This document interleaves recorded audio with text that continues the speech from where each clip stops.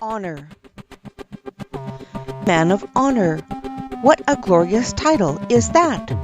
Who would not rather have it than any that kings can bestow? It is worth all the gold and silver in the world. He who merits it wears a jewel within his soul, and needs none upon his bosom. His word is as good as his bond, and if there were no law in the land, one might deal just as safely with him. To take unfair advantage is not in him. To quibble and guard his speech, so that he leads others to suppose that he means something that he does not mean, even while they can never prove that it is so, would be impossible to his frank nature. His speeches are never riddles. He looks you in the eye and says straight out the things he has to say, and he does not unto others the things he would that they should do to him. He is a good son and a good brother. Who ever heard him betray the faults and follies of his near kindred? And with his friends he proves himself true, and will not betray the trust friendship imposed on him.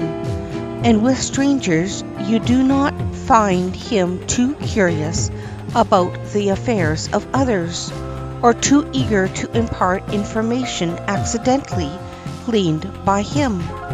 Real honor and esteem are not difficult to be obtained in the world.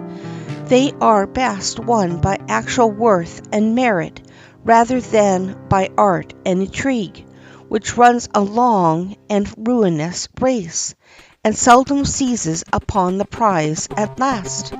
Clear and round dealing is the honor of man's nature, and mixture of falsehood is like alloy in coin of gold and silver, which may make the metal work the better, but it embaseth it. Honor, like reputation and character, displays itself in little acts. It is of low growth. Anciently, the Romans worshipped virtue and honor as gods. They built 2 temples, which were so seated that none could enter the temple of honor without passing through the temple of virtue, thus symbolizing the truth that all honor is founded on virtue. He whose soul is set to do right finds himself more firmly bound by the principle of honor than by legal restraints, much more at ease when bound by the law than when bound by his conscience. He who is actuated by false principles of honor does not feel thus. True honor is internal, false honor external. The one is founded on principles, the other on interests. The one does not ostentatiously proclaim its lofty aims.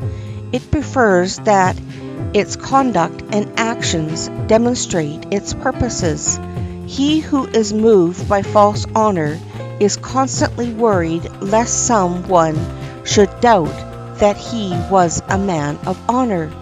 He is so busily engaged in sustaining his reputation against fancied attacks on his honor that he finds but little time to devote to the exercise of those acts which a fine sense of honor would impel him to do.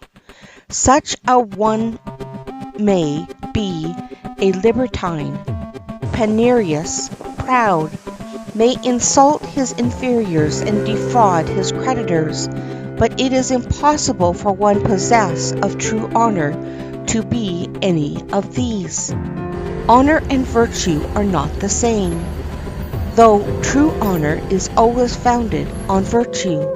Honor may take her tones and texture from the prevailing manners and customs of those around us. This renders her vacillating unless allied to virtue, which is the same in both hemispheres, yesterday as today. When honor is not founded on virtue, she becomes essentially selfish in design, and is unworthy of her name. She is then unstable and seldom the same, for she feeds upon opinion, and will be as fickle as her food. She builds a lofty structure on the sandy foundation of the esteem of those who are, of all beings, the most subject to change. Combined with virtue, she is uniform and fixed, because she looks for approbation only from Him who is the same at all times. Honor by herself is capricious in her rewards. She feeds upon air, and often pulls down our house to build our monument.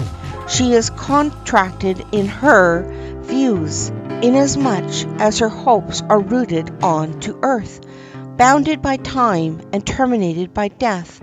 But when directed by virtue, her hopes become enlarged and magnified, inasmuch as they extend beyond present things, even to eternal.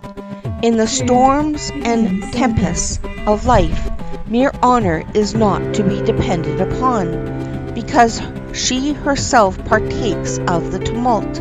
She is also buffeted by the waves and borne along by the whirlwind.